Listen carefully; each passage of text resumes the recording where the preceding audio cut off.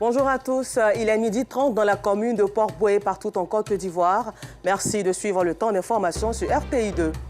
Criminalité transfrontalière, une importante cargaison comportant 864 perroquets destinés à des clients vivant dans le Golfe a été interceptée par les agents de la cellule aéroportuaire anti-trafic en collaboration avec la direction des services aéroports, des douanes et de l'inspection des eaux et forêts. Et puis, hors de chez nous, en Guinée-Conakry, la fermeture des frontières de la nation ouest-africaine a été annoncée par le ministre de la Justice suite à l'évasion de prison de l'ex-président Moussa Dadis Camara. Encore merci d'être des nôtres sur RTI 2.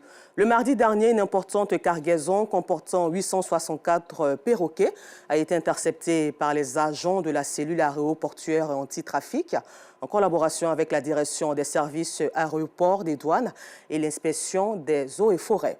Le CAAT est une structure sous tutelle du ministère de l'Intérieur et de la Sécurité. D'une valeur marchande d'environ 500 millions de francs CFA, ces perroquets saisis avaient pour destination un pays du Golfe.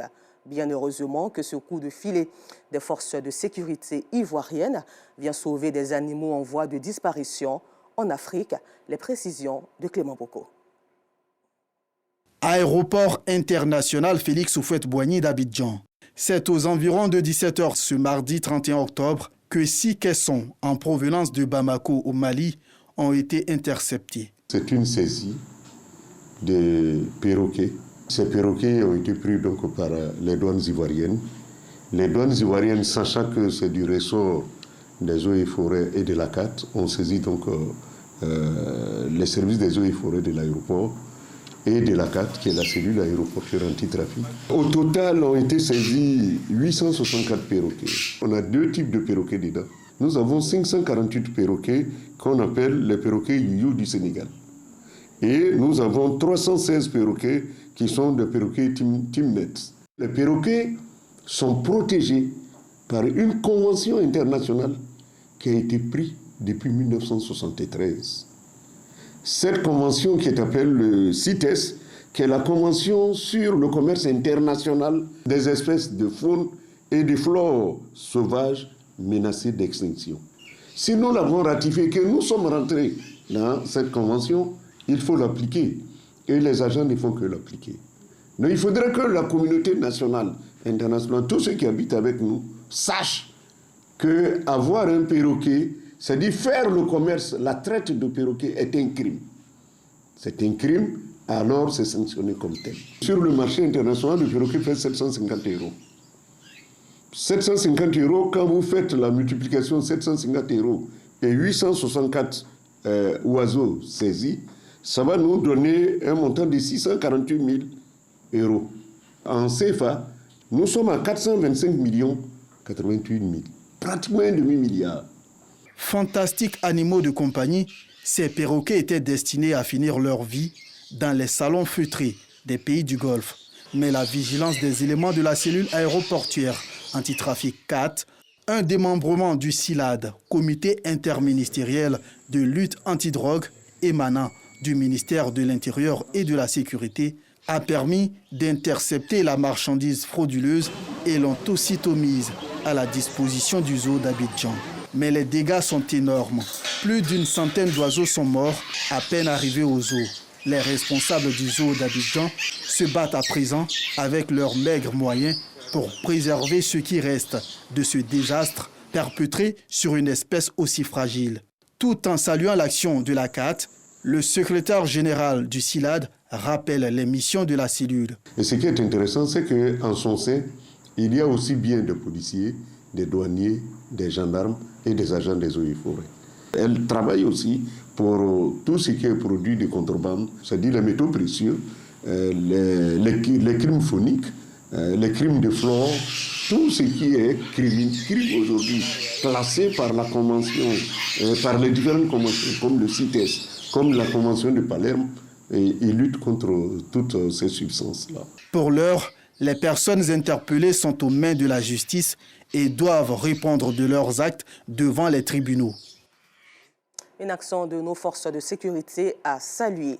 Dans la commune de Cocody, au quartier Rosier, programme 6, se trouve un ravin qui menace les habitations environnantes. Une partie d'un immeuble et d'un garage à proximité de ce ravin ont été emportés par la pluie du mardi dernier. Les habitants inquiets de la situation lancent un appel aux autorités compétentes. Au micro d'Assit Ondiara et Anjago. Dans la commune de Cocody, au quartier Rosier, programme 6, se trouvent les ravins de tous les dangers. La pluie qui s'est abattue sur la ville d'Abidjan le mardi 31 octobre a ravagé une partie de la clôture de cet immeuble. Lui qui est venu là, moi j'ai un salaire tué ici. Lui, quand il pleuvait là, il était assis dans la douche là. Dès qu'il entendait un grondement net, la main de la sauté, même temps, dans quelques minutes, le mur est descendu. Donc, constater les dégâts, mais ça qui est là comme ça. Donc, ici, on peut dire solution. Là, ça nous arrange ici, quoi. Voilà, il doit bien faire le caniveau d'abord. Là, s'il pleut, l'eau va pouvoir bien circuler normalement. Comme cet immeuble, plusieurs habitations autour du ravin sont en danger. Ces mécaniciens ont vu une partie de leur garage partie en ruine. Nous, on avait trouvé que c'était petit. Aujourd'hui, là, ça l'agit, ça s'en va. Bon, vraiment, ça ne nous arrange pas. Si vraiment l'État pouvait faire quelque chose, ça va beaucoup nous arranger. On a vu, ils ont commencé les travaux, mais ça vaut presque 6 mois comme ça. Il n'y a pas de l'avancement. Bon, on nous a fait quitter un peu, ils vont faire, mais pour le moment, on n'a pas vu de suite. Si rien n'est fait, ce ravin de tous les dangers, sous l'effet des pluies qui s'abattent sur la ville d'Abidjan, risque d'emporter les maisons environnantes. En santé ou dans la région de Gbeke, plusieurs unités de soins mères kangourous dans les formations sanitaires à Sakassou et à Bouaké ont été inaugurées en plus de celles du CHU. Elles contribuent à l'amélioration de la prise en charge des prématurés et des faibles poids de naissance. Cette unité de soins mères kangourous de l'hôpital général de Sakassou ainsi que des centres de santé des quartiers Coco et Belleville à Bouaké sont entièrement équipés par l'UNICEF et le Fonds français Mousse Coca.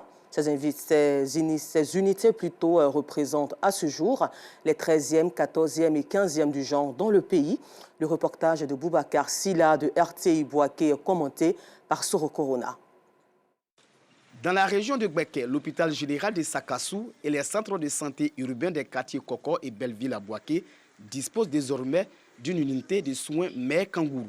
Après celle du centre hospitalier universitaire de Bouaké, les soins mères kangourous consiste à prendre en charge les nouveau-nés prématurés ou de petits poids pour leur survie en les positionnant contre le ventre de leur mère ou celui des professionnels de santé pour éviter l'hypothermie et permettre leur nutrition au lait maternel. Ces unités sanitaires sont offertes par le Fonds français Muskoka et l'UNICEF qui appuient le ministère de la Santé dans la création d'unités de soins mères kangourous dans les hôpitaux du pays. Les unités inaugurées ce jour représentent les 14e et 15e du genre en Côte d'Ivoire. Les travaux de recherche et les expériences démontrent que la méthode mère kangourou est au moins équivalente aux soins classiques, c'est-à-dire aux couveuses, et maintient donc un meilleur lien affectif entre la mère et le nourrisson.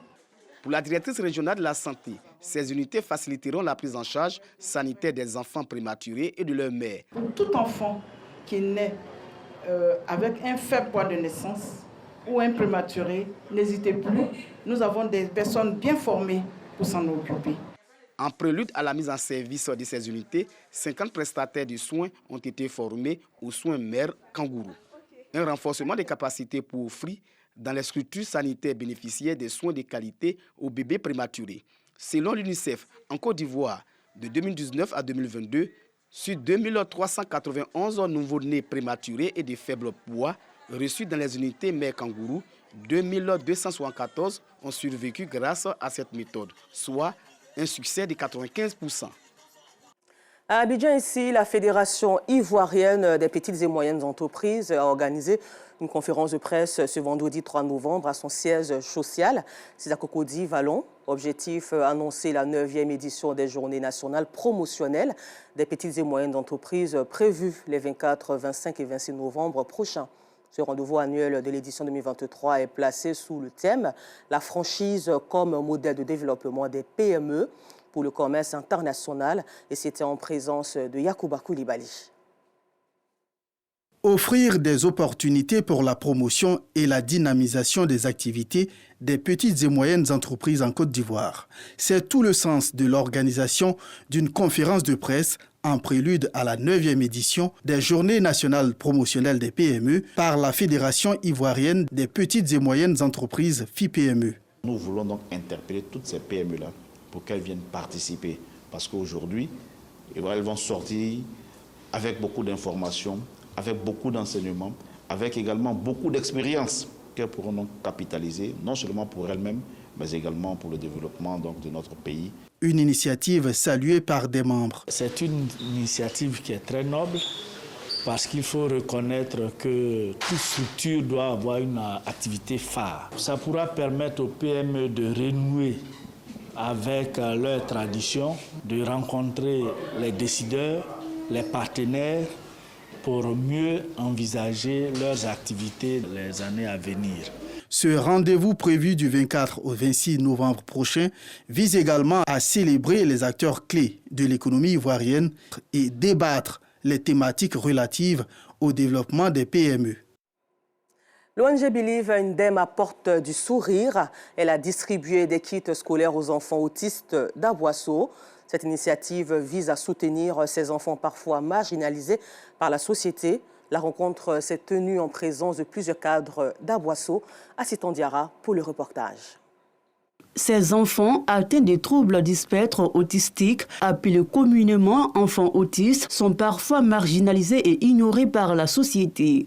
L'ONG Believe Indem a décidé de leur porter assistance par le biais d'une caravane de sensibilisation à travers le pays. Après l'étape d'Abobo, Believe Indem a posé ses valises à la direction régionale de l'éducation nationale et de l'alphabétisation d'Aboisseau. Objectif, distribuer des kits scolaires aux enfants autistes pour leur permettre de passer une bonne année scolaire.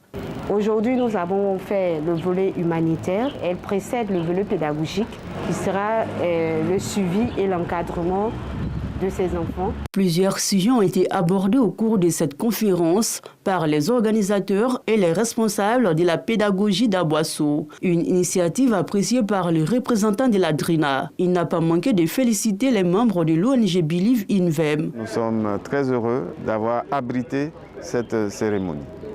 J'invite les parents qui ont des enfants qui souffrent d'autisme à ne pas regarder leur enfant, mais à regarder l'avenir de cet enfant en les conduisant ici à la DRINA. On pourrait déjà les orienter ou bien prendre contact avec Madame Diomandé pour que ces enfants-là puissent bénéficier d'un encadrement scolaire qui est adapté à leurs particularités. L'encadrement des enfants autistes, une tâche pénible pour les parents. Ils n'ont pas manqué d'exprimer leur joie face à cette initiative de l'ONG. Nous, les mères qui avons les enfants autistes, ce n'est pas facile parce que les enfants autistes sont rejetés dans la société. Je leur dis merci pour tout ce qu'ils ont fait pour les enfants autistes. L'ONG Believe Indem a vu le jour en septembre 2022. Sa mission est d'aider les enfants autistes à réussir leur parcours académique en vue de leur intégration dans le tissu social. L'organisation compte parcourir l'ensemble du pays pour sensibiliser la population au bien-être des enfants autistes. Et pour parler de construction, Coco, un quartier de la ville de Bouaké, sera l'objet d'un redressement de ses lotissements. Il va s'agir concrètement de mettre ce quartier aux normes techniques en vigueur. Et comme Coco, ce sont plusieurs autres quartiers de la commune qui sont concernés par cette opération qui a été lancée par les autorités locales et le ministère de la Construction, du Logement et de l'Urbanisme. Laure Goretti et Kader Sogodogo de RTI Bouaké ont participé à ce programme. Nous vous le disions en titre, en Guinée-Conakry, des hommes armés ont pris d'assaut la principale prison de la capitale tôt ce samedi et ont libéré l'ancien président Moussa Dadis Camara, a déclaré le ministre de la Justice du pays, annonçant ainsi la fermeture des frontières de cette nation ouest-africaine. Et puis pour terminer ce temps d'information, sachez qu'une attaque aérienne israélienne à Gaza sur une école gérée par l'ONU abritant des personnes déplacées du camp de réfugiés de Jabalia a fait 14 morts et plusieurs dizaines de blessés. Encore merci à vous de nous avoir suivis et bonne suite de programme sur RTI2.